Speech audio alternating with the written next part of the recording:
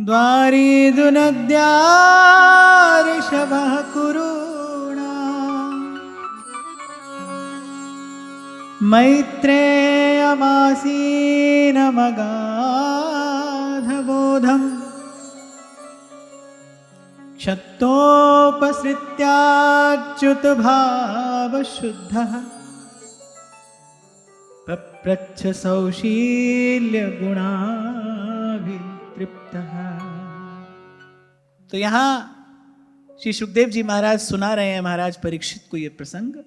सुखदेव जी महाराज ने कहा कि तब विदुर जी का आना हुआ श्री मैत्रेय मुनि के पास। मैत्रेय मुनि हरिद्वार में विराजमान थे और विदुर जी पहुंचे हैं भक्ति भाव से शुद्ध होकर। भक्ति भाव से शुद्ध होकर अर्थात अब सब प्रकार की वासनाएं नष्ट हो चुकी हैं। अब केवल प्रभु की चाह है, अब केवल प्रभु की इच्छा है, अब वो केवल प्रभु को जानना चाहते हैं, अब वो केवल प्रभु के ही नाम में, प्रभु के ही रूप में रमना चाहते हैं। आपको स्मरण हो कुछ दिन पहले मैंने कहा था आपसे, कोई बड़भागी होता है, कोई बड़भागी होता है जिसके जीवन में ये क्षण आता है और वो कहता है अब मैं नाचो थक्यो गोपाल। प्रभु अब मैं थक गया, अब मुझे इस जग जंजाल से मुक्त करिए, अब मेरा ये भव का रोग दूर करिए, अब अपने चरणों का परम विश्राम दीजिए। कोई बड़भागी होता है जो हृदय से ये बात कहता है प्रभु से, मौसम दीन न दीन तुम समान रघुबीर, अस विचार रघुवंश मणि हरहु विषम भव। बड़भागी कोई होता है, थक जाता है इस आवागमन से। कभी कहा था मैंने आपसे, संसार के स्वरूप का बोध होना यह साधना का पूर्व पक्ष है। पूर्व पक्ष सिद्ध हो जाने पर ही उत्तर पक्ष की सिद्धि होती है। पहले ये बात अच्छे से समझ में आ जाए, वो जो संसार की कटुता है, संसार की वो जो क्षण भंगुरता है, वो जो असारता है, उसकी जानकारी नहीं, उसका ज्ञान हो जाए, उसका बोध हो जाए। ऐसे होता है ना, किसी बात को हमने ठोक बजाकर देख लिया, अब कोई संशय की संभावना नहीं है। ऐसे इस बात का पक्का बोध हो जाए, दृढ़ वैराग्य तभी होगा। नहीं तो होगा क्या जो हमारे जीवन में आज तक होता आया। संसार से कोई दुख मिलेगा, कोई कष्ट आएगा, दौड़कर भगवान के पास जाएंगे, जब वो कष्ट दूर हो जाएगा भूल जाएंगे भगवान। भजन साधन सब एक और धरा रह जाएगा, फिर कष्ट आएगा, फिर दौड़कर जाएगा व्यक्ति। जन्म जन्म से यही तो हो रहा है हमारे साथ, यही तो हम कर रहे हैं।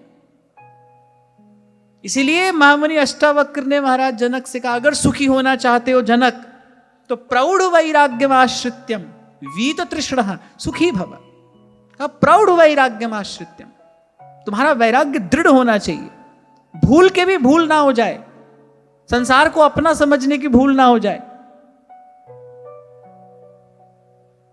इस शब्दकोश में पाप क्या है, पाप का अर्थ क्या है आपको कहा था मैंने, अपने आप को देह मानना, यही पाप है। यहीं से सारे अनर्थ जन्म लेते हैं। भूल क्या है, संसार को अपना मानना भूल है। इसी भूल से सारी विपदा जीव के सर पे टूटती है। संसार को अपना माना, जहां जहां जिसको अपना माना, अर्थात जहां जहां जिसको मन दिया, तो व्यास जी कहते हैं राधा वल्लभ लाल बिन कहूं न पायो सुख, करे डारन डारन में फिरो और पातन पातन दुख। डारन डारन में फिरो।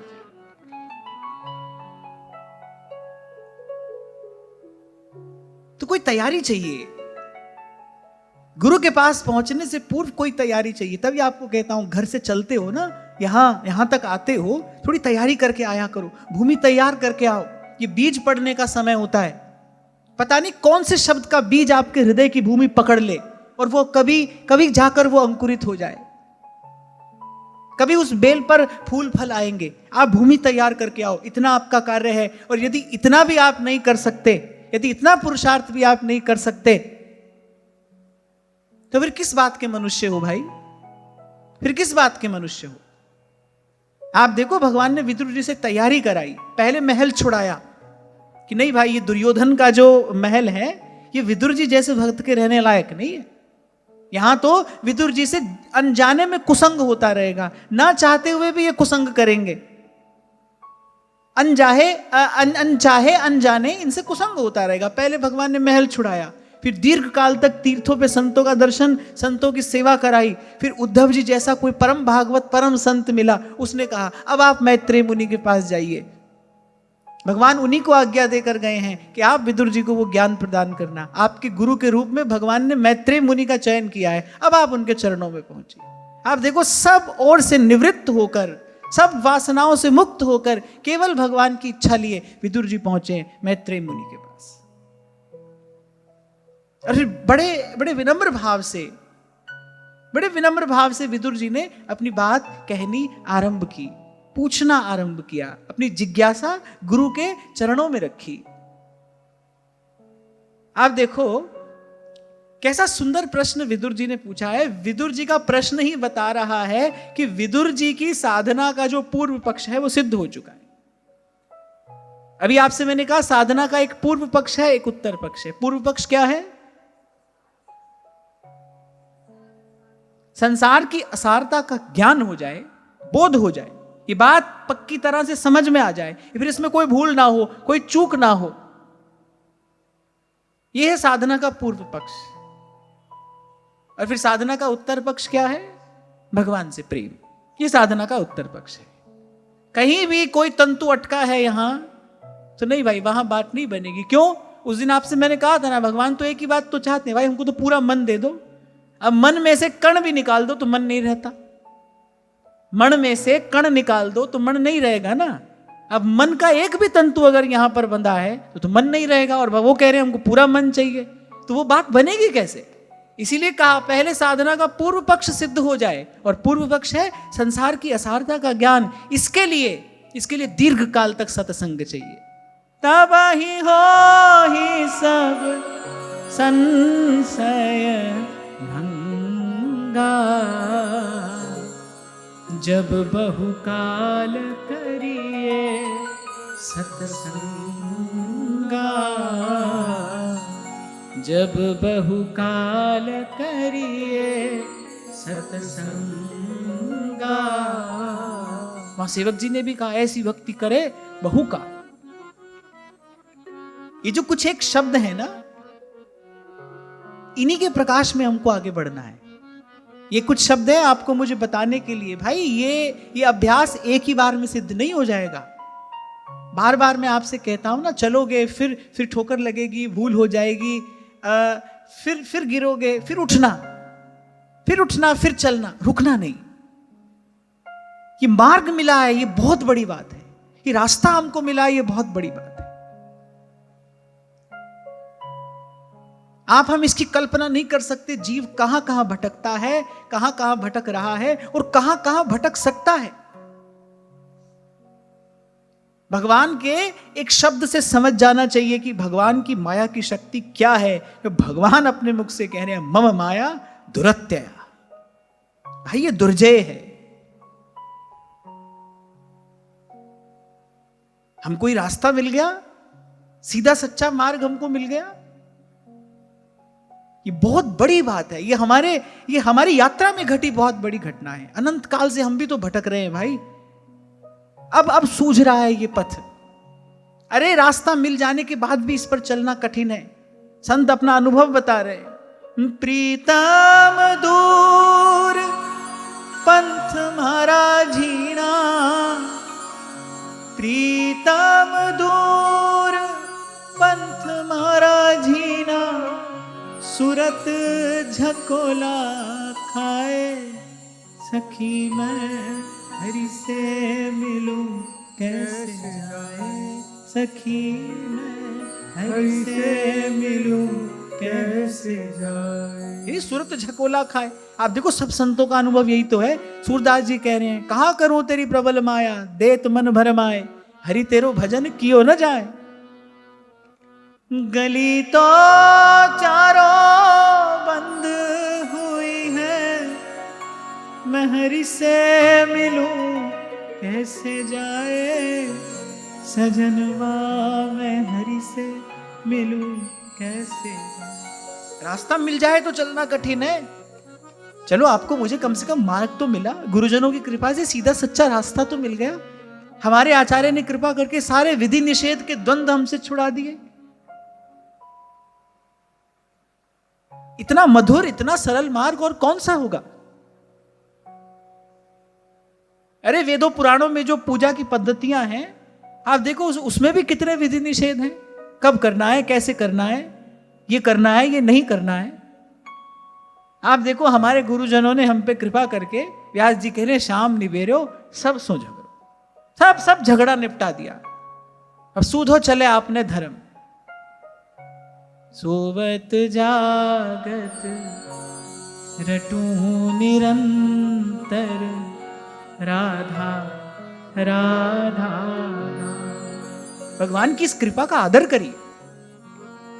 प्रभु ने आपको अपना जानकर, अपना मानकर ये विशेष उपहार आपको दिया, इसका आदर करिए। और इसका आदर केवल इतना ही है, प्रभु हमसे और कुछ नहीं चाहते, इसका आदर केवल इतना ही है जो हमें मिला है, इसकी संभाल करें, इसको संभाल कर सहेज कर रखें। कैसे छोटी छोटी वस्तु में आप मन देते हो, कुछ संभाल कर रखते हो, तिजोरी में दुबका कर रखते हो, क्योंकि उसको मूल्यवान समझते हो। भजन मिला है, ये मार्ग मिला है, इसको मूल्यवान समझिए। ये साधारण प्राप्ति नहीं है, ये साधारण प्राप्ति नहीं है। आप देखो जो ज्ञान श्री हरि ने ब्रह्मा जी को दिया, ब्रह्मा जी ने नारद जी को सुनाया, नारद जी ने व्यास जी को सुनाया, व्यास जी से श्री सुखदेव जी ने ग्रहण किया, फिर महाराज परीक्षित को मिला। आप देखो भगवान हमको अपना मानते हैं, तो वही बात आप और मैं यहां पर कहे और सुन रहे हैं। भगवान की इच्छा के बिना कोई भगवान के विषय में सोच भी कैसे सकता है। प्रभु की इच्छा ना हो तो किसी का मन भी प्रभु की ओर कैसे जाए। आप और मैं तो यहां पर आकर रोज बैठ रहे हैं, कह रहे हैं, सुन रहे हैं, मन भी नहीं जाता है उस ओर। यहां सत्संग हो रहा है, सूचना तो सारे संसार को है ना, पर आता कौन है? कौन आता है? प्रभु की कृपा की बयार जिसको यहां तक लेकर आती है वही तो आता है। कौन आ सकता है? श्री राधिका कृपा बिन सबके मनन अगम्य, मन भी नहीं जाता इस ओर। तो भगवान की इस कृपा का आदर करिए, इस वस्तु का मूल्य समझिए, ये मूल्यवान है। इससे अधिक मूल्य और किसी वस्तु का नहीं है। और मूल्यवान भी क्यों, ये तो अमूल्य है।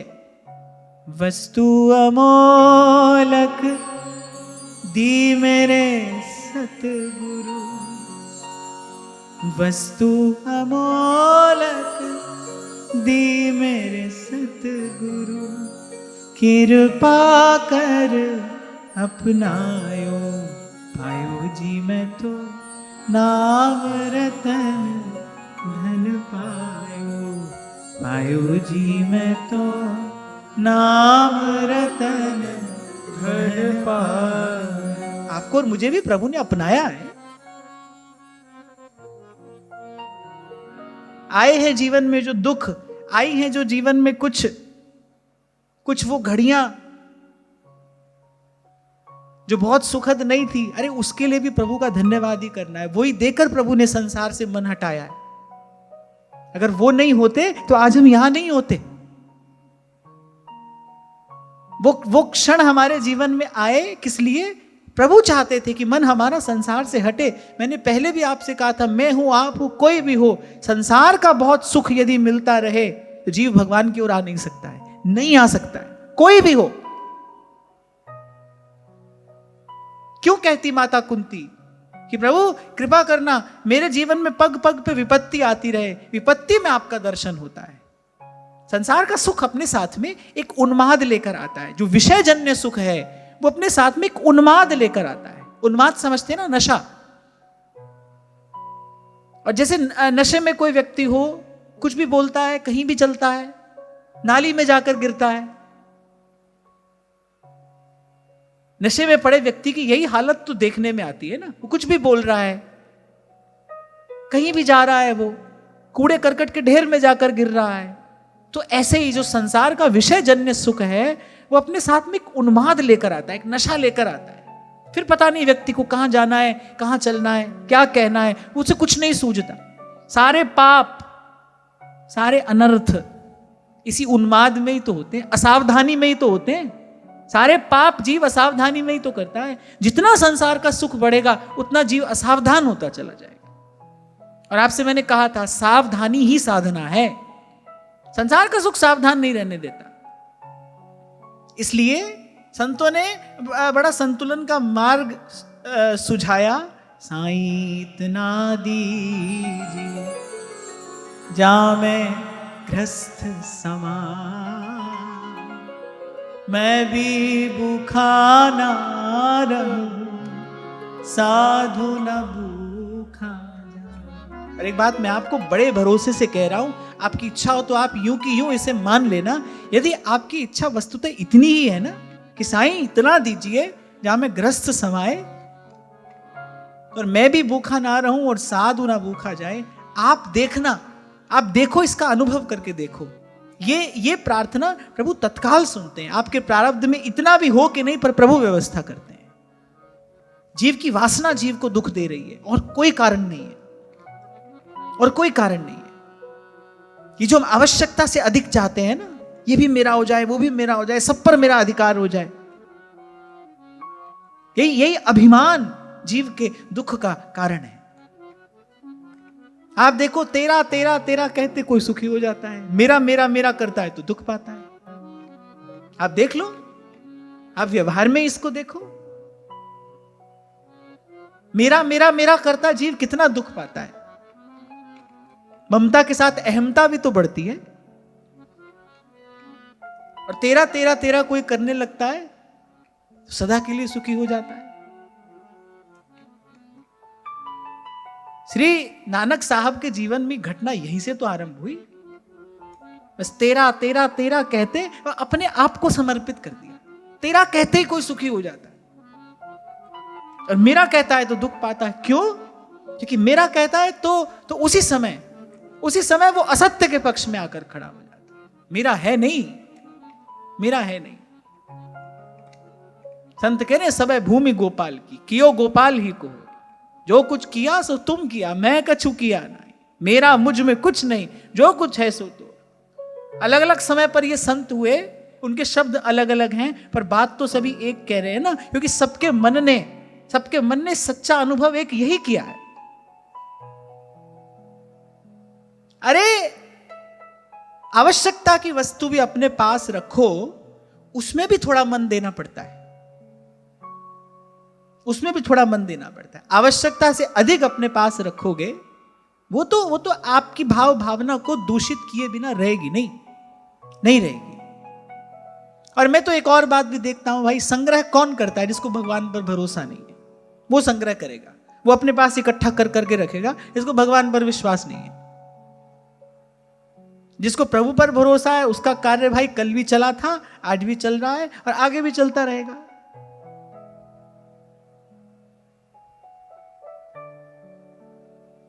भाई व्यवहार की दृष्टि से तो हम बिल्कुल ठन पाल चले थे। आप मानो भले मत मानो, यहां से बैठकर झूठ तो मैं कहूंगा नहीं।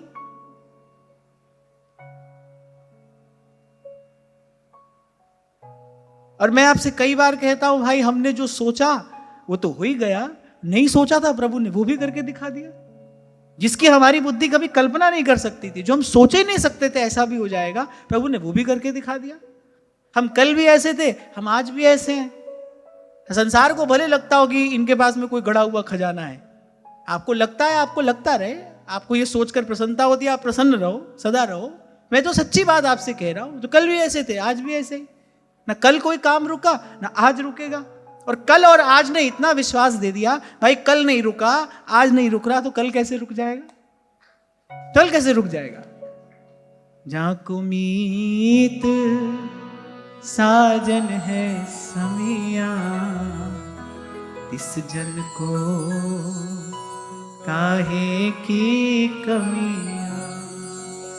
हो जाकी प्रीत गोविंद स्यों लागी, ओ जाकी प्रीत गोविंद स्यों लागी, दुख दर्द भ्रम ताका भार। अरे कमी तो बड़े दूर की बात है, कमी तो बहुत दूर की बात है। सकल पदार्थ द्वार ठाड़े श्री गिरधर पक्ष की, सकल पदार्थ द्वार ठाड़े।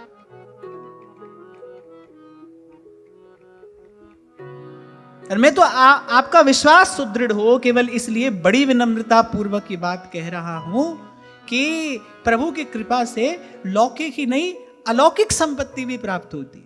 केवल लौकिक संपत्ति नहीं, अलौकिक संपत्ति। तभी मैंने कहा जो हमने सोचा वो तो हुआ ही, जो कभी नहीं सोच सकते थे वो भी हुआ। जहां हमारी बुद्धि की भी गम नहीं थी प्रभु ने वो भी करके दिखाया। तो संतों की बात पर क्यों भरोसा ना हो जब मैंने अपने जीवन में उसको घटते हुए देखा। सकल पदार्थ द्वार ठाड़े श्री गिरिधर पक्ष किए, श्री गिरिधर पक्ष किए। तो संग्रह तो वो करे जिसको प्रभु पर विश्वास ना हो। कहने वाला बड़ी खूब बात कहता है, कहता है अगर वो नहीं है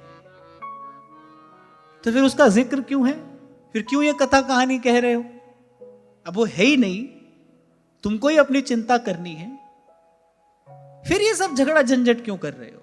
अगर वो नहीं है तो फिर उसका जिक्र क्यों है, और अगर है तो फिर बंदे तुझे फिक्र क्यों है। एक ही तो बात है, या तो है या नहीं है। नहीं है तो फिर ये सब छोड़ो, क्या कर रहे हो फिर। और यदि है फिर चिंता किस बात की करते हो, क्योंकि यदि है तो फिर तो जैसा संतों ने बताया है वो ऐसा ही है, ऐसा ही। उतर गयो मेरे मन का संसार, उतर गयो मेरे मन का संसार, जब तेरा दर्शन पाया ठाकुर तुम शरणाई आया, तुम शरणाई आया। अरे थोड़ा रहो उनके पास।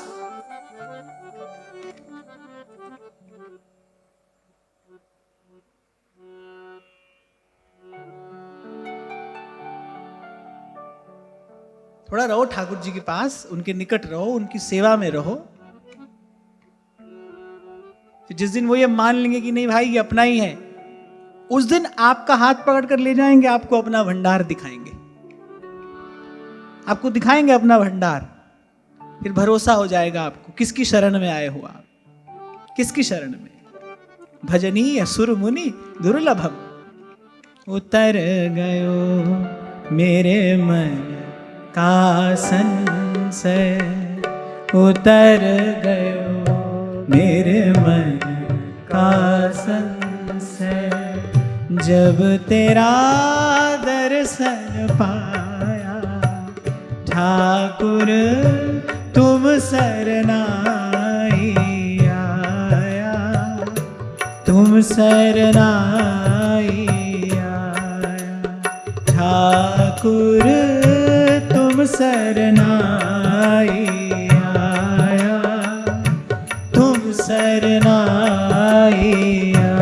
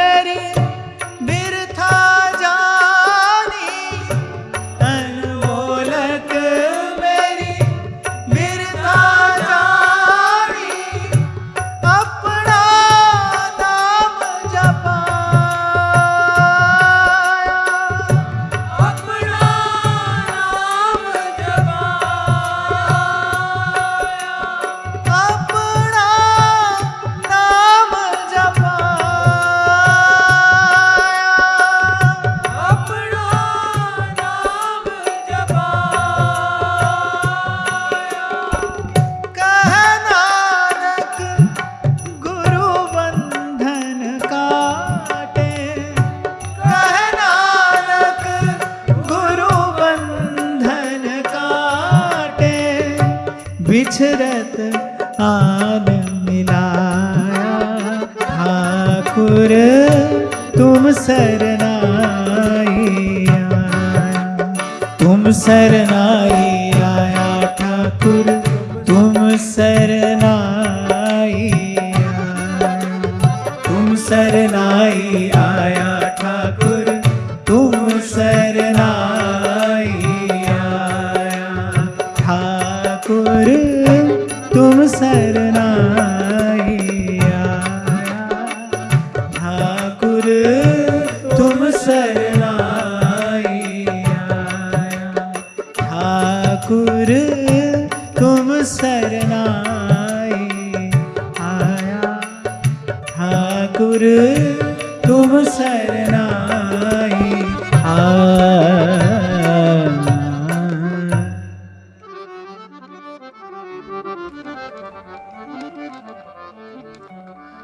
तभी कल आपसे कह रहा था भाई, उस खजाने की जो चाबी है वो सेवा है, और वो हमारे आचार्य ने अपनी कृपा से हमारी झोली में डाल दी है। हमें तो कुछ भी नहीं करना। तभी श्री नागरीदास जी महाराज अपनी वाणी में लिखते गए, बिलसिए खसम को कमायो। हमारे आचार्य ने हमें संपत्ति दे दी, हमें कमाना थोड़ी है। संपत्ति रखी है सामने, फिर बिलसिए खसम को कमायो। तो इस सब बात कहने का मेरा उद्देश्य ये था कि भाई ये जो हमें मिला है ये अमूल्य है, इसका मूल्य समझिए, इसका आदर करिए, इसका आदर करिए।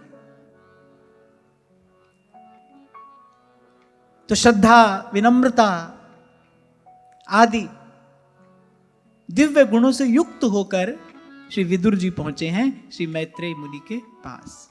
और मैं ये कह रहा था कि विदुर जी का प्रश्न बता रहा है कि विदुर जी की साधना का जो पूर्व पक्ष है वो सिद्ध हो चुका है। विदुर जी के प्रश्न में भी ज्ञान का प्रकाश, विदुर जी के प्रश्न में भी ज्ञान की झलक उद्भासित हो रही है। क्या कहा विदुर जी ने? सुखाय कर्माणि करोति लोको न तैहि सुखम वान्यदुपारमं वा विन्देत भूयस्तत एव दुःखं यदत्र युक्तं भगवान वदेन्नः। विदुर जी ने कहा, भगवान, संसार में सब लोग सुख के लिए कर्म करते हैं, ना तो उनको सुख मिलता है और ना जो पूर्व में दुख है वो दुख दूर होता है। और केवल इतना ही नहीं, दुख की वृद्धि और होती है। आपको याद हो मैंने आपसे कभी कहा था, इतना ही नहीं है कि संसार का सुख समाप्त हो जाता है, विडंबना यह कि पीछे दुख छोड़कर जाता है। चलो मिले और समाप्त हो जाए तो भी व्यक्ति विचार करे कि भाई चलो इसके लिए थोड़ा प्रयास करते हैं, थोड़ी देर के लिए तो मिलेगा। अरे मिलकर समाप्त तो होता ही है, पर पीछे राग और द्वेष का बड़ा गहरा बंधन छोड़कर जाता है, दुख छोड़कर जाता है। जो मिला, जो भी आपको मिला विषय का सुख, यदि वो अच्छा था तो उसमें राग होगा, और यदि उसका अनुभव अच्छा नहीं था तो उसमें द्वेष होगा। राग या द्वेष, कोई ना कोई बंधन तो रहेगा। तो वो जो सुख आया है वो आकर जाएगा भी, और पीछे बड़ा भारी दुख छोड़कर जाएगा। अब सोचो, विचारो कि कौन सा लाभ हो रहा है इसमें। सो विदुर जी ने कहा कि संसार में सब लोग सुख के लिए कर्म करते हैं, सुख किसी को मिलता नहीं, जो दुख है उससे पीछा छूटता नहीं, अपितु दुख की वृद्धि और हो जाती है, दुख की वृद्धि और हो जाती है। व्यक्ति अकेला है, अब उसको लगता है भाई हमको कोई मिल जाए, कोई मिल जाए। अब क्या है ना कि जो माया का शब्दकोश है वो भी बड़ा सुंदर है। अगर संसार में आकर्षण ना हो तो जीव उसकी ओर आकर्षित कैसे हो? आकर्षण तो उसमें है, प्रलोभन तो उसमें है। मैंने तो आपको कभी ये भी कहा था, ये तो आपने टीवी सीरियल्स में देख लिया कि जो राक्षस होते हैं काले कठोर बड़े बड़े दांत लाल लाल आंखें, पर ऐसा नहीं, वो देवताओं से भी अधिक आकर्षक होते हैं, तभी तो खींच लेते हैं वो मन चित्त को अपनी ओर। उनका स्वरूप देवताओं से भी अधिक आकर्षक होता है। जो मायावी है ना, वो रच लेते हैं ऐसा सुंदर रूप। कैसे कैसे रूप धर कर आई थी पूतना ब्रज में। अगर पूतना पूतना होकर आती तो कौन घुसने देता। कितना सुंदर श्रृंगार करके आई है। आप आगे आप और मैं इसकी चर्चा करेंगे, कैसा वर्णन किया है पूतना के श्रृंगार का। कैसा सुंदर श्रृंगार करके आई है पूतना। सबका मन मोह लिया उसने, ब्रजवासियों का मन मोह लिया उसने। तो संसार में जो आकर्षण है उसमें भी शक्ति है भाई, तभी तो खींचता है वो अपनी ओर। क्या कह रहा था मैं?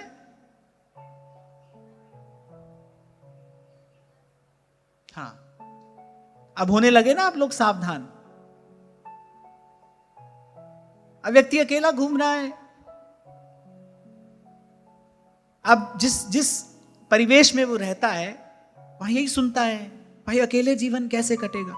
कितनी मूर्खतापूर्ण बात है ये। इससे अधिक मूर्खतापूर्ण बात क्या हो सकती है? अकेले जीवन कैसे कटेगा। मैं कहता हूं तुम्हारे साथ कोई हो ही कैसे सकता है। लाख प्रयास कोई करे, आपके साथ नहीं हो सकता भाई। जीव का मार्ग ऐसा ही है, इस पर अकेले ही चला जा सकता है। मैं तो कहता हूं इसको यथावत स्वीकार करना चाहिए ना भाई। एक रास्ते आपको जाना है, आपको पता है आपको अकेले जाना है, तो आप अपने तन मन को उसी हिसाब से तैयार करके जाओगे ना। भाई उस रास्ते पर हमको अकेले ही जाना है, अपनी तैयारी करके जाओगे ना। अब देखो इसी को तो कहते हैं माया, भ्रम, इल्यूजन। जो जैसा है वो वैसा आपको दिखाएगी नहीं। जो है सो दिसत नहीं, जो दिसत सो नाही। बताओ कितना सुंदर शब्द दे दिया आपको। कोई जीवन साथी चाहिए। क्या होता है जीवन साथी? कोई नहीं होता है। अगर ट्रूथ के लेंस से देखोगे ना, there is just a need to change the lens. Camera में अलग अलग लेंस होते हैं ना, छोटी वस्तु बड़ी दिखाई देती है, बड़ी छोटी दिखाई देती है। So there is a need to change the lens and then see the life how it is actually really. आपको कुछ और दिखाई देगा। आपको लगता है कोई मिल जाए, अकेले जीवन कैसे कटेगा, कोई जीवन साथी मिल जाए। अब भाई ये शुभ कार्य किया तो आपने सुख के लिए था, उसके बाद हुआ क्या? उसके विषय में तो मुझे कुछ नहीं कहना है। तुम्हारी सबकी कहानी है, तुम जानते हो, मुझसे बहुत अधिक अच्छी तरीके से जानते हो। फिर यही नहीं रुके, यहीं रुक जाते। फिर आशा और बढ़ी। ये भी संसार के विषय का स्वरूप है। वो अपने साथ कुछ अनर्थ लेकर आता है। धन आएगा तो लोभ लेकर आएगा। थोड़ा सा विषय का सुख मिलेगा, उसमें राग हो जाएगा। आप प्रयास करोगे और मिले और मिले और मिले। तभी तो थोड़ी देर पहले मैंने कहा संसार के जो सुख हैं वो एक उन्माद लेकर आते हैं। फिर व्यक्ति को ठीक गलत सूझता नहीं, फिर उसे अपने हित अहित का बोध नहीं रहता। मैं तो बहुत पहले, शायद दिल्ली की बात है, हाँ दिल्ली की बात है, बहुत भारी संख्या में श्रोता लोग बैठे थे। मैंने कहा कि कोई एक माता ऐसी हो जो अपना हाथ उठाकर ये कह दे कि मैं चाहती हूं मेरा बालक संत हो जाए। मैंने कहा मुझे बालक लेकर नहीं जाना है अपने साथ, मैं तो अभी आप ही बालक हूं, पर उस माता को प्रणाम करना चाहता हूं मैं। और आप सत्य मानना उन आज बरसों के बाद तो हो सकता है बहुत सी माताओं के मन में ये भाव का दीपक जल गया हो, पर उस समय एक भी माता ने अपना हाथ नहीं उठाया था। ये संसार की निंदा नहीं है, ये केवल संसार के स्वरूप का ज्ञान कराया जा रहा है। ये निंदा नहीं है, पर संसार ऐसा ही है, ऐसा ही है। यहां यही कान में पड़ता है। इन्हीं विचारों से आपको पाला पोसा जाता है। तभी तो व्यवहार में पड़े व्यक्ति को साधु संतों की बात कहां अच्छी लगती है? उसको नहीं अच्छी लगती है। व्यवहार में लिप्त व्यक्ति को कहां साधु संत अच्छे लगते हैं, कहां उसको सत्संग सुहाता है। आगे विदुर जी कहेंगे पूर्व का पाप बढ़ जाए तो ना संत अच्छे लगेंगे, ना संत की बात अच्छी लगेगी, ना संत का संग अच्छा लगेगा, ना वो उसके लिए कोई प्रयास ही करेगा।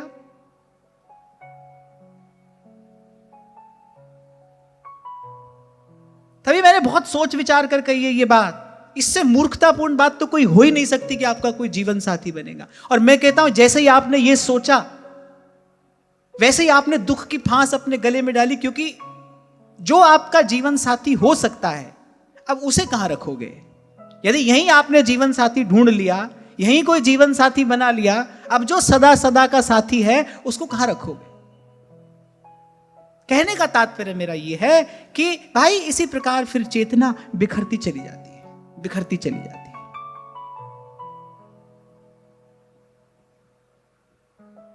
अंग्रेजी की एक कहावत है, a focused fool can accomplish more than a distracted genius.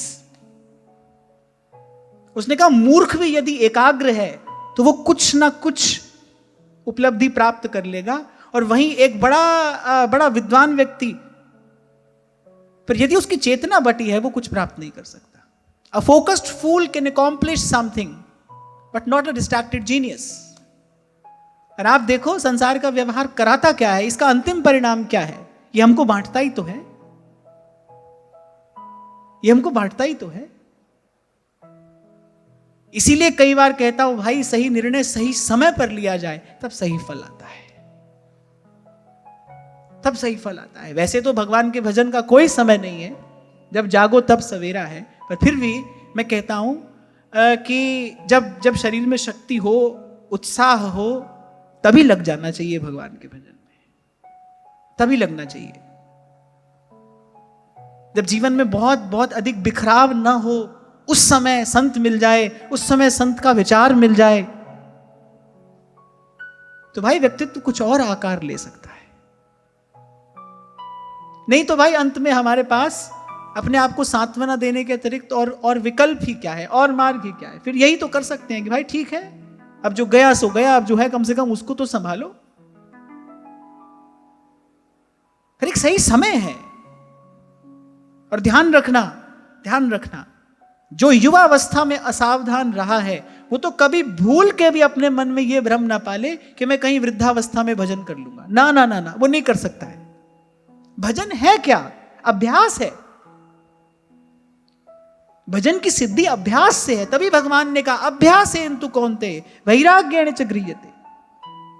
इसलिए जो भी युवा अवस्था के लोग मुझे सुनते हैं, मैं कुछ बातें विशेष रूप से उनको कहता हूं, विनम्रता पूर्वक कहता हूं, पर दृढ़ता पूर्वक कहता हूं, भाई आप बड़े सौभाग्यशाली हो। आपको इस समय ये बात आपके कान में पड़ रही है, ये मार्ग आपको इस समय दिखाई पड़ रहा है। आपका जीवन सुंदर हो जाएगा, दिव्य हो जाएगा। जब आपके शरीर में ओज तेज उत्साह है तब लगिए। इस मार्ग पर चलने का आनंद कुछ और होगा। तो खैर विदुर जी के प्रश्न में झलक मिल रही है विदुर जी के ज्ञान की, विदुर जी के प्रौढ़ वैराग्य की। ये प्रश्न बता रहा है भाई विदुर जी देख चुके यहां पर है क्या, जो संसार का वास्तविक स्वरूप है विदुर जी को उसकी प्रतीति हो चुकी है। और तब उन्होंने कहा कि महाराज यहां की कहानी तो ये है, प्रत्येक व्यक्ति सुख के लिए कर्म कर रहा है। पहली बात, सुख उसको मिलता नहीं। देखो तीन बात विदुर जी ने कही। सुख के लिए कर्म कर रहा है, तीन काम होते हैं, तीन परिणाम आते हैं इसके। सुख मिलता नहीं, जो पहला दुख है वो छूटता नहीं, और तीसरी बात बोले दुख में बढ़ोतरी और हो जाती है, दुख में वृद्धि और हो जाती है। इस सब के मूल में क्या है? इस सब के मूल में जीव का अज्ञान। यहां पर आकर भाई गुरु की महिमा को प्रणाम करना ही पड़ता है, सबको करना पड़ता है। गुरु बिन भानिधि तरई न कोई, जो बिरंचि शंकर सम होई। आगे एकादश स्कंद में एक प्रसंग आएगा। सनकादिक ने प्रश्न पूछा ब्रह्मा जी से। ब्रह्मा जी को उस समय उत्तर नहीं सूझा। क्यों नहीं सूझा? कह रहे बहुत खटपट में लगी रहती है ना उनकी बुद्धि। अब संसार बनाना है, फिर ये व्यवस्था करनी है, ऐसे बनाना है, जीव के गुण कर्म का विभाजन करना है, बोले बहुत खटपट में उनकी बुद्धि लगी रहती है। तो सनकादिक ने एक प्रश्न पूछा, बोले उसका उत्तर नहीं दे सके। अब आप सोचो इस सृष्टि को बनाने वाले की यदि ये दशा है, हमारी क्या गति होगी? हम तो जन्म से ही खटपट लेकर आए हैं, खटपट में ही रहे, खटपट में मर जाते हैं। इसीलिए श्री स्वामी जी महाराज ने बात कही, अनुभव की बात है। ये बड़ा गहन गंभीर अनुभव है, और मैं कहूंगा कि आध्यात्म जगत के सर्वोच्च अनुभवों में से ये एक है कि जीवनोत्थान के लिए, आत्मोद्धार के लिए, आत्म कल्याण के लिए जिस शक्ति की आवश्यकता है वो चिर शांति से उद्भूत होती है। इस मार्ग पर चलकर जिसने सिद्धि पाई है वही ये बात कह सकता है। किसी पोथी पुराण में लिखी हुई बात नहीं है ये किसी जीवन मुक्त महापुरुष का अनुभव है। ये ज्योति स्तंभ है। और कुछ साधना के मार्ग से जिसका संबंध है वो समझ सकता है इस वाक्य में कितनी ऊंचाई है और कितनी गहराई है। भाई सही रास्ता पता चलेगा तो चलोगे उस पर, सही मार्ग सूझेगा तो उस पर चलोगे। हमको अपना कल्याण करना है, कल्याण करना नहीं, ऐसे कहने से नहीं होगा, कहने से नहीं होगा। उत्थान के लिए शक्ति चाहिए। अपने जीवन को नीचे गिराने के लिए कुछ नहीं चाहिए। 4 गलत लोगों के संग में जाकर बैठ जाओ, 4 दिन बैठो, 5वें दिन आप भी वही करने लगोगे जो वो कर रहे हैं, उसमें कुछ भी तो नहीं करना है। और एक बात ध्यान रखना, जो अशुभ है, जो अपवित्र है, उसकी शक्ति अधिक होती है। ये सुनने में बात आपको थोड़ी अटपटी लगेगी, पर सत्य तो यही है। जो अशुभ है, अपवित्र है, उसकी शक्ति अधिक है। मैं आपको कई बार एक उदाहरण देता हूं कि यदि कोई मदिरा में गंगा जल मिला दे तो फिर कोई साधु महात्मा उसको नहीं लेगा। क्यों? क्या उसमें गंगा जल नहीं है? क्या गंगा जल पवित्र नहीं है? क्या गंगा जल में इतनी शक्ति नहीं है कि वो मदिरा के उस दूषण को दूर कर सके? पर नहीं, उस समय उसका त्याग कर दिया जाता है। और जो जैसा है उसको वैसा स्वीकार करना चाहिए, करना ही चाहिए। फिर क्या करें? फिर भाई बच के रहो। भागवत जी आगे कहेंगे दूरम उपाय, दूरम उपाय, यही उपाय है। इससे जहां तक हो सके बच के रहो। इसीलिए मैंने कहा सावधानी ही साधना है। उसमें पड़ जाने के बाद बड़ी हानि हो सकती है, बड़ी हानि। और एक बार ये अवसर हाथ से गया, पत्ता टूटे डार सो बहर न लागे बा। इसलिए आज जहां से चर्चा आरंभ की, भाई बड़ी कृपा भगवान ने हम पर की है। इस कृपा का हम आदर करें, ये अमूल्य है, इसका कोई मोल नहीं।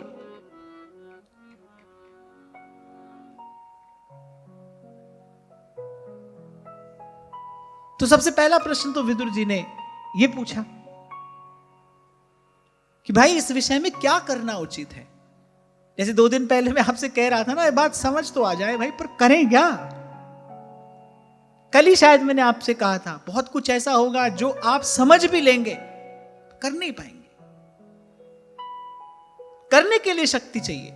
यही अभी आपसे मैंने कहा, उत्थान के लिए, उद्धार के लिए, कल्याण के लिए शक्ति चाहिए। पतन के लिए कुछ नहीं करना है।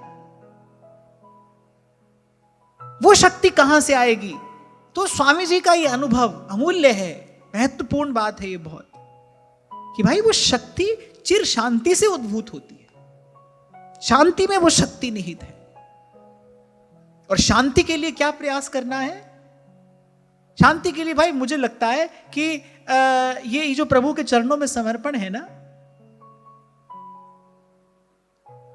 संतोष, प्रभु आपने मुझे जो दिया, जितना दिया मुझे स्वीकार है। बस यहीं से मुझे अपनी यात्रा आरंभ करनी है, यहीं से मुझे आगे बढ़ना है।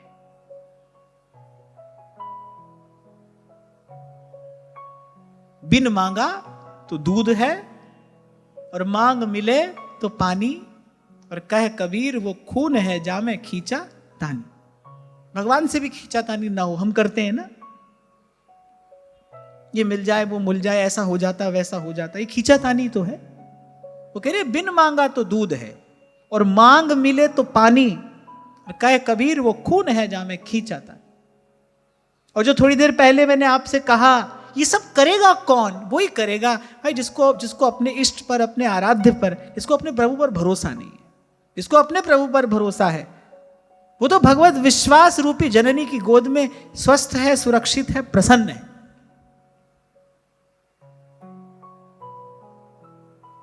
इसीलिए संत कहते हैं, ब्रह्मर्षि स्वामी सत्यानंद जी महाराज की वाणी है, वो कहते हैं, मुझे भरोसा राम तू दे अपना अनमोल, रहूं मस्त निश्चिंत में, कभी न जाऊं डोल। ये प्रभु अपना विश्वास दीजिए, उसकी गोद में मैं स्वस्थ रहूं, निश्चिंत रहूं। और फिर बिन विश्वास भक्ति नहीं। यही तो भक्ति का प्राण है, यही तो भक्ति का प्राण है। किसी भी भक्त का सा स्वांग रच लेना तो बड़ा सरल है भाई।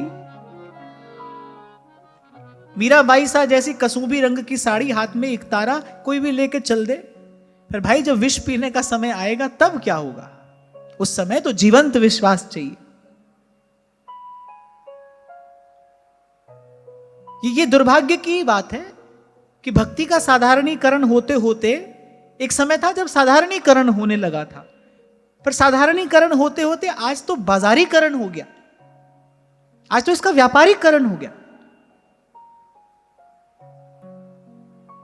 मैं आज ही सुबह शंभू जी मेरे पास बैठे थे, हम किसी बात पर हम लोग चर्चा कर रहे थे, तो मैंने कहा भाई वो जो 8-10 बरस पहले जो चर्चा होती थी, ऐसा लगता है आज उसका समय नहीं है। 8-10 बरस बाद पता नहीं और कैसा समय आएगा। जिस जिस को मनुष्य सुविधा कह रहा है, जिस जिस को मनुष्य विकास कह रहा है, वस्तुतः वही उसकी दुर्बलता और वही उसके सुख के ह्रास का कारण है। मैंने कहा ना, there is just a need to change the lens and then see the reality.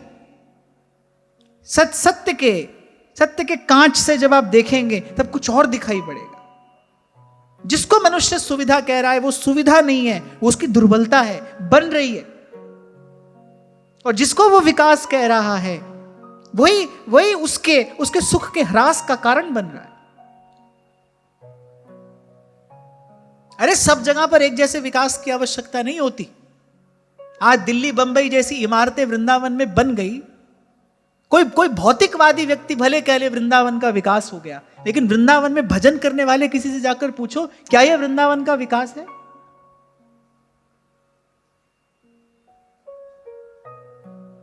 बहुत बरस, महाराज जी वो कितने बरस हुए वृंदावन में आए? 35-36 बरस महाराज जी को वृंदावन में आए हो गए। जब महाराज श्री यहां आए थे, कैसा दिव्य वातावरण महाराज श्री ने देखा होगा, कैसे संत और कैसे सत्संग के क्षण महाराज श्री ने उस समय देखे होंगे। आज बैठे बैठे वो सब स्मरण आता होगा ना। अब कोई ऐसे किसी साधक संत से पूछे भाई वो समय अच्छा था या ये समय अच्छा है, तो बिना विचारे मन कहेगा भाई समय तो वही था, कौन सा विकास हुआ। और मैं कहता हूं यहां की छोड़ो, मैं तुम्हारी दुनिया में भी चलूं तो तुमने जहां पर विकास किया, देखो सांस लेने के लिए तुम्हारे पास शुद्ध हवा नहीं है, पीने के लिए तुम्हारे पास शुद्ध पानी नहीं है, कौन सा विकास कर रहे हो आप? प्रकृति कुपित है, प्रकृति कुपित है। ये मनुष्य कौन सा विकास कर रहा है? इसे कहते हैं अंधी दौड़। अपने ही नाश की अंधी दौड़ में व्यक्ति भागा चला जा रहा है। और इसका कारण क्या है? इसका कारण है कि धर्म से दूर चले जाना। कल हम बात कर रहे थे, बहुत साधारण शिष्टाचार की बात हो रही थी। मैंने आप लोगों से पूछा, हाथ ऊंचा करके बताओ कौन व्यक्ति एक हाथ से खाना खाता है? आप में से 8-10 लोगों ने अपना हाथ उठाया, जबकि ये तो बहुत ही साधारण सी बात है। पर क्यों आज ये स्थिति है? जिनसे आप लोगों ने कल्चर सीखा है, जिनसे सीखा ना आप लोगों ने कल्चर, भाई वहां तो भोजन आरंभ होती हाथ में छुरी कांटा उठाया जाता है। वो कैसे सिखाएंगे आपको शुचिता पवित्रता? उनसे सीखा आपने, अपनी जीवन शैली आप उन्हीं से सीखने में अपना गौरव भी समझते हैं। अभक्ष्य खाने के लिए छुरी कांटे की आवश्यकता होती है। हमारे यहां प्रभु को जो वस्तु भोग लगती है, उस दिव्य प्रसाद के लिए उस सब जंजाल की आवश्यकता ही नहीं है। कोई क्यों क्या कैसे का आपने विचार नहीं किया। भारत को स्वतंत्र हुए भले आज 75-76 साल हो गए, लेकिन विचार की दृष्टि से कहां हम अभी पूरी तरह स्वतंत्र हुए हैं। वहीं देख रहे हैं, उन्हीं के जैसा होना चाहते हैं। इसे कहते हैं वैचारिक रूप से परतंत्र होना, इसे कहते हैं वैचारिक रूप से गुलाम होना। खान पान तो खान पान, वेशभूषा तो वेशभूषा, बोलचाल तो बोलचाल। किसी भी संस्कृति का बाहरी कलेवर यही तो होता है। और तीनों को देखो आप, फिर आप कहोगे कि आप बार बार ये बात कहते हैं क्यों? क्योंकि ऐसा हो रहा है ना। ऐसे छोटी छोटी चपत लग जानी चाहिए ना, लग जानी चाहिए। कल महाराज श्री हंस रहे थे मेरे साथ, हमारे घरों में क्या है, बोले सब सुच्चा है, सब सुच्चा है। आपको एक बात बताऊं, ऐसे देखा है मैंने अपने अपने अपने अपने बालपन में, मैंने देखा है कि ऐसे माताएं पतीले में दूध रखा है, उस पर मलाई आ गई तो फूंक से मलाई हटा दी। ऐसा करने से दूध जूठा हो जाता है।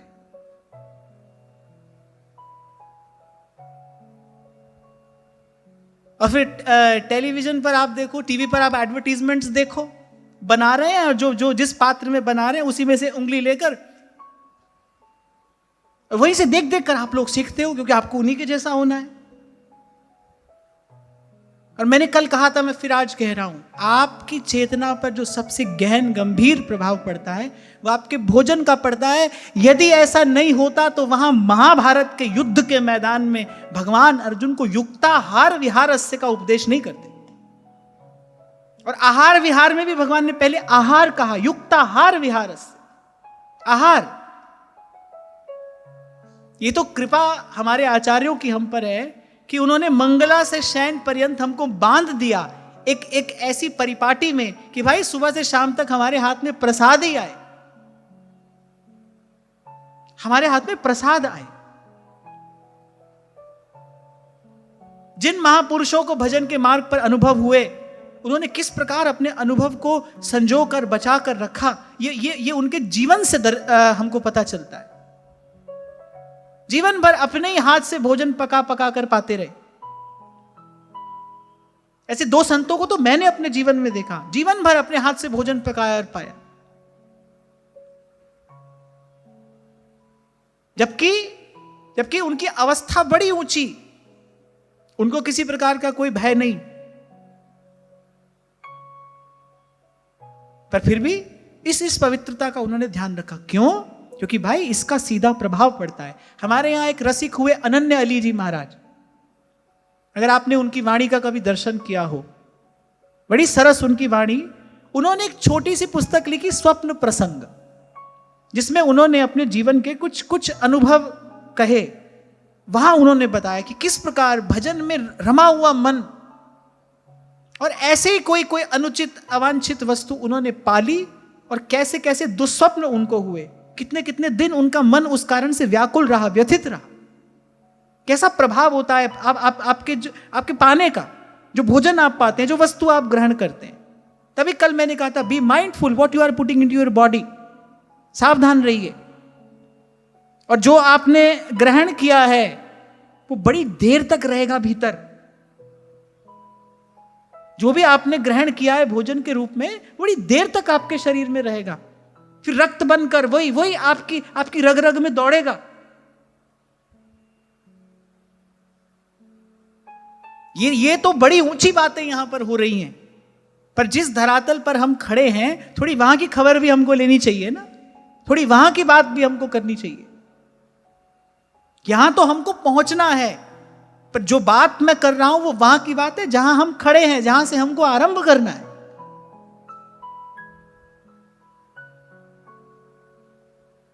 अब तो पाओगे एक हाथ से, दूसरा हाथ शुद्ध रखना।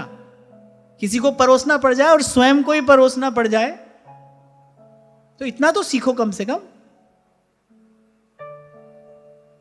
अभी तक सुच्चा सुच्चा कहते रहे, सुच्चा करके दिखाओ, सुच्चे रहकर दिखाओ।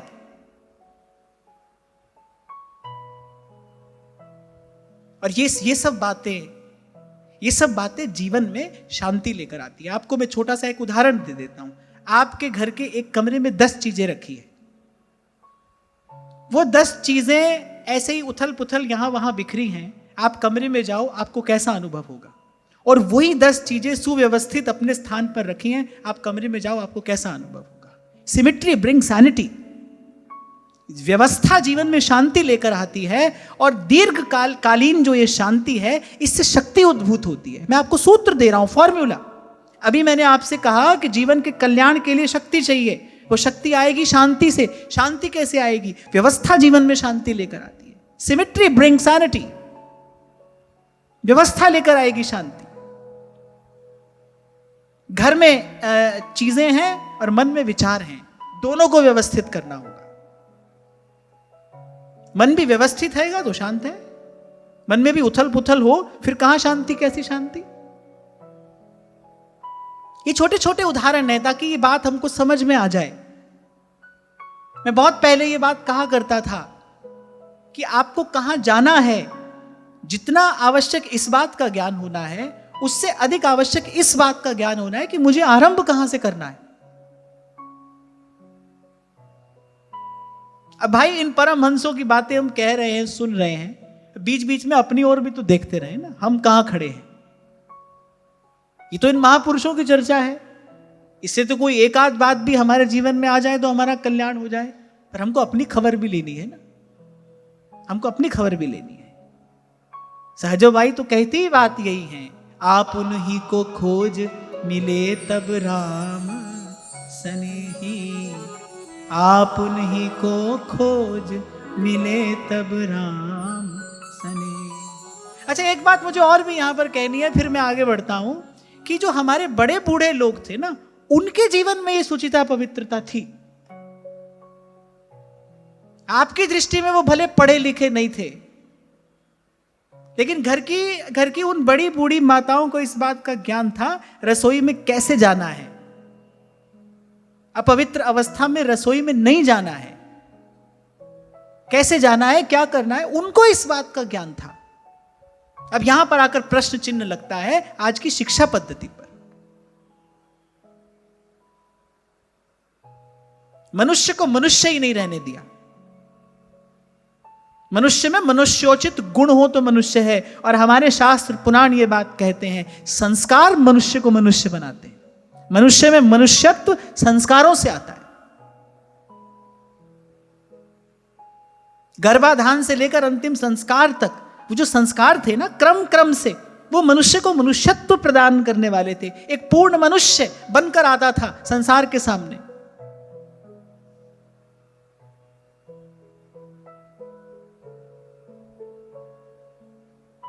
और आपको इतना ही कहूंगा भाई, आपको ये लगता हो कि भाई हमारा समय तो जैसे तैसे निकल गया, पर यदि आपके निकट कोई ऐसा है, चाहे वो आपका बालक हो या कोई और हो, यदि आपके निकट कोई ऐसा है जिसमें अभी आपको इस बात की संभावना दिखाई पड़ती है कि यहां संस्कारों का बीजारोपण किया जा सकता है, तो ये भी भगवान की सेवा है। यदि आप किसी को संस्कारी बनाते हो जो कल समाज का, राष्ट्र का कुछ हित करेगा, ये भी भाई भगवान की सेवा है। इसको भी प्रभु की सेवा समझकर करना। कोई ऐसी समाधि में नहीं पहुंच गए हो तुम, कोई ऐसे भजनानंदी नहीं हो गए तुम कि हमको तो ना ये करना है ना वो करना है, हमको तो कुछ करने की आवश्यकता नहीं है। नहीं, अभी हम यही हैं। अभी तो सर्दी गर्मी सब लगता है। मैं वो दिन भूला नहीं हूं, 5-7 बरस पहले जब राधाष्टमी पर उत्सव हो रहा था, तो शंभू जी ने पंडाल की व्यवस्था की थी। शंभू जी ने मुझसे आकर पूछा, बोले जे एसी लगवाए। अरे मैंने कहा 2-3 घंटे, और खुले में पंडाल लगा था, चारों तरफ खूब लता पता थी। हमने कहा सब बैठ जाएंगे। कौन बैठ सकता था भाई? वो 3 घंटे जो मैंने आपका दर्शन किया वो मैं कभी भूलता नहीं। वो तो महाराज जी अगले दिन एसी लगा तो चैन से सत्संग हो पाया। अब यहीं ये नहीं होते तो पता नहीं क्या होता हमको भी और तुमको भी। तो इसलिए कह रहा हूं कि अभी हम यही हैं भाई। अभी तो सर्दी गर्मी भूख प्यास मान अपमान सभी तो लग रहा है। तो कभी ये नहीं सोच लेना कि हम पहुंच गए हैं कहीं पर, लग गई हमारी समाधि। ना ना, अभी हम यही हैं, किसी भ्रम में नहीं रहना। तो इसलिए आजू बाजू दाएं बाएं कोई सेवा का अवसर मिले तो उसको भी करते चलना। जिन रसिकों की हम बात करते हैं, हम पर तो इतनी कृपा है कि उन रसिकों की हम बात करते हैं, उनकी हम बात कर रहे हैं, यही हम पर बड़ी कृपा है। हित का घर बड़ी दूर है। और बाबूजी धीरे चलना, क्योंकि बड़े धोखे हैं इस राह में। भूल जाता है व्यक्ति, भटक जाता है। कृष्ण गोविंद गोविंद गोपाल नंदलाल, कृष्ण गोविंद गोविंद हे गोपाल नंदलाल, कृष्ण गोविंद गोविंद गोपाल नंदलाल, कृष्ण गोविंद गोविंद गोपाल नंदलाल, कृष्ण गोविंद गोविंद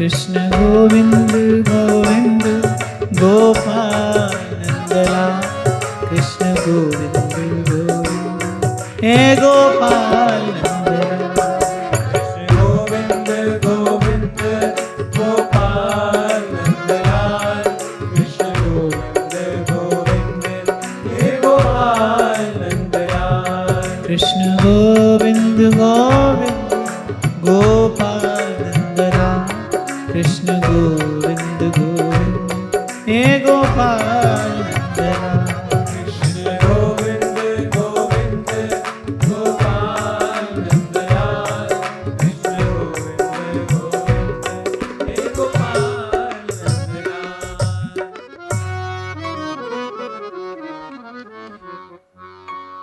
जनस्य कृष्णाद् विमुखस्य दैवादधर्मशीलस्य सुदुःखितस्य अनुग्रहायेह चरन्ति नूनं भूतानि भव्यानि जनार्दनस्य। तो पहले तो विदुर जी ने कहा कि भाई क्या करना उचित है, सो आप हमको बताइए। और फिर कहा जो लोग दुर्भाग्यवश श्री कृष्ण से विमुख हैं, अधर्म परायण हैं, अत्यंत दुखी हैं, बोले उन पर कृपा करने के लिए ही तो आप जैसे महापुरुष यत्र तत्र विचरण किया करते हैं। तभी आज आरंभ में मैंने आपसे कहा भाई हमारी झोली में अमृत फल संतों की कृपा से आप पड़ा है। ये जो यत्र तत्र विचरण करते हुए महापुरुष है ना स्थूल सूक्ष्म जगत में, ऐसे उनकी सहज कृपा से हम जैसे जीवों पर यह कृपा हो गई, हम यहां तक आ गए। तो कहा जो दुर्भाग्य से प्रभु से विमुख हैं, इससे बड़ा दुर्भाग्य और होगा भी क्या, कोई भगवान से विमुख हो।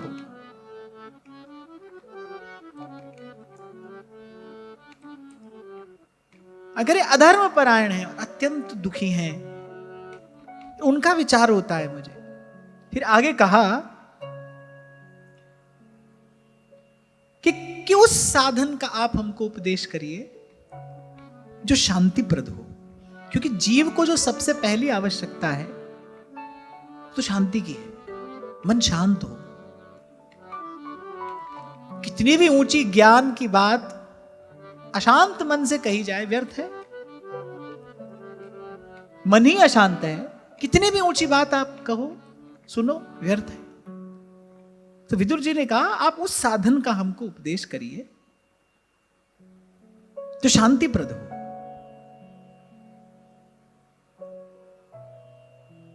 और जिसके अनुसार आराधना करने से हृदय शुद्ध हो, भगवान हृदय में आकर विराजमान हो और अपने स्वरूप का प्रकाश करे।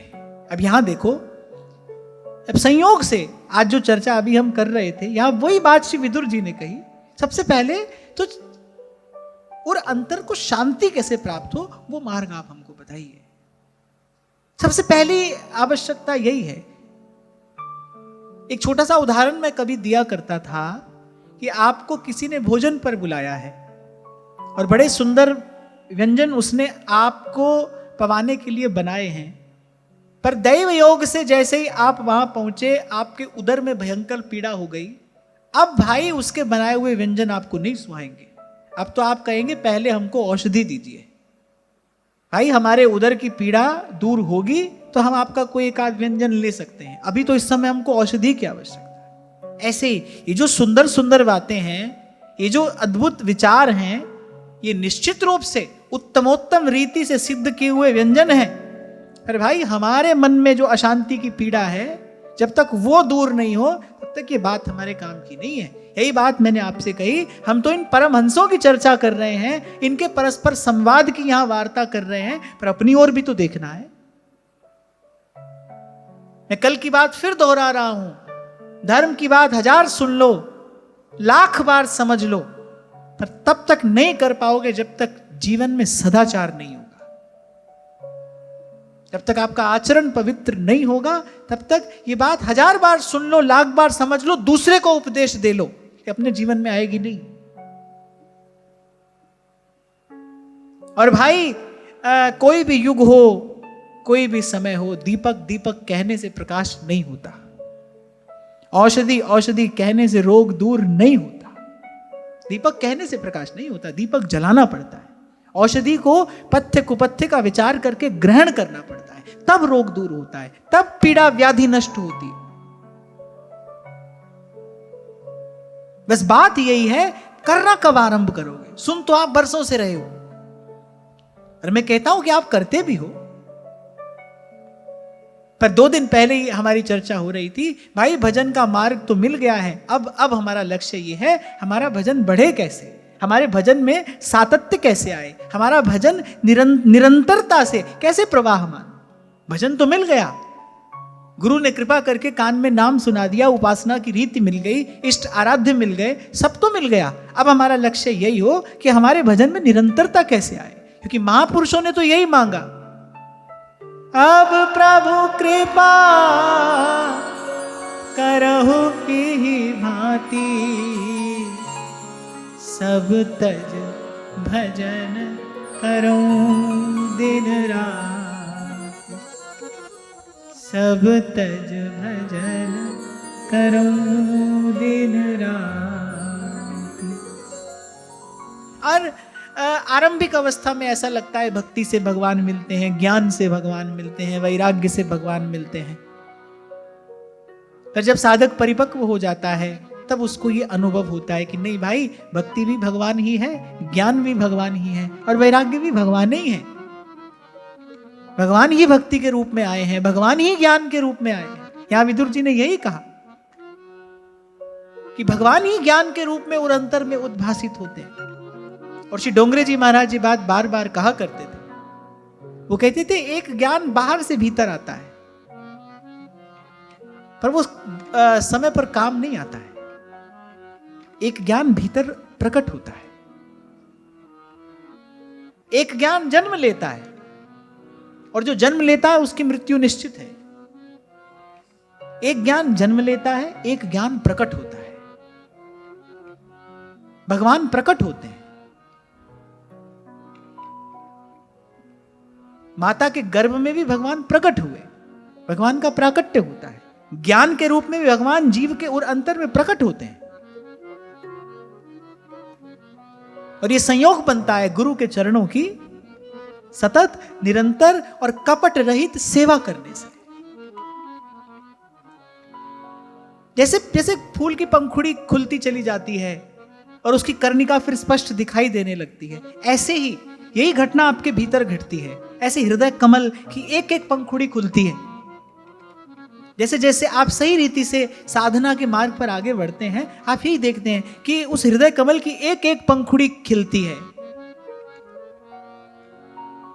वेदों का, शास्त्रों का वो सारा ज्ञान वो आपके हृदय में स्वतः उजागर होता है। और यहां ये बात कही जा रही है, उजागर होता है। छिपे हुए ही तो हैं भगवान, सामने आ जाते हैं। और क्यों छिपे हुए हैं हमसे? हमसे क्यों छिपे हैं भगवान? बताओ।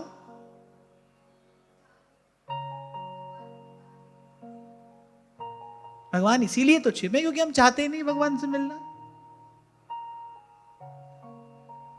जिसके नेत्र प्रेमाश्रुओं से धुलकर निर्मल हो जाते हैं, उन नेत्रों में तो प्रभु की मूरत सहज में झलकने लगती है। जो नेत्र धुलकर निर्मल हो जाते हैं प्रेमाश्रुओं से, क्यों? क्योंकि उन प्रेमाश्रुओं में प्रभु से मिलने की उत्कट चाह है, लालसा। ये दो नैना कयो नहीं माने, नदियां बहे जैसे सावन की। कैसी बड़भागिनी है ब्रज की गोपियां। सूरदास जी लिखते हैं, निस दिन बरसत नैन हमारे,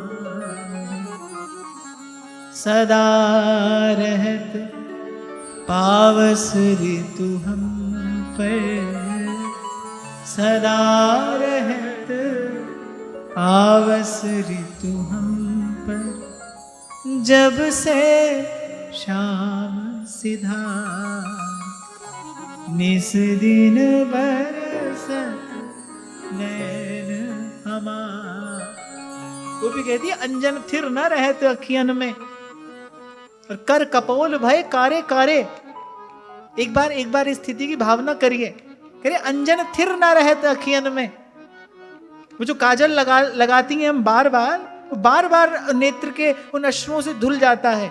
अश्रु पहुंचते पहुंचते हमारे कर कपोल काले हो गए हैं। सूरदास अब डूबत है ब्रज, सूरदास अब डूबत है ब्रज, काहे न लेत उबारी, निस दिन बरसत नैन हमार। पर इन्हीं प्रेमाश्रुओं से नेत्र भी प्रभु के दर्शन के योग्य होते हैं और अंतर का भी मैल धुलता है। वो कहने वाले ने कहा है ना कि रोने से और इश्क में बेबाक हो गए और धोए गए हम इतना कि बस पाक हो गए। यही पवित्र करते हैं जीव को। पर इनके मूल में क्या हो? इनके मूल में भगवत मिलन की उत्कट लालसा हो भाई। नहीं तो संसार के दुख से तो सब रो रहे हैं। जीव रोता ही आता है, रोता ही रहता है यहाँ, और रोता रुलाता चला जाता है। इसके अतिरिक्त तो भाई रोना धोना है ही यहाँ ना। पर ऐसा नहीं, इनके मूल में भगवान मिलन की वो लालसा हो, चाह, चटपटी। ध्रुवदास जी ने यही प्रेम का पहला लक्षण बताया, चाह, चटपटी। तो भाई जो हमें मिला उसके लिए बार बार कृतज्ञ होते हुए, इस वस्तु का मूल्य समझते हुए, इसकी महिमा समझते हुए, अपने जीवन की, अपने साधन की साज संभाल करते हुए, रे मन संभल संभल पग धरे, रे मन संभल संभल पग धरे। आज की वार्ता यही श्री जी के चरणों में निवेदन करते हैं। महाराज श्री के चरणों में प्रणाम। आप सबके हृदय स्थित प्रभु को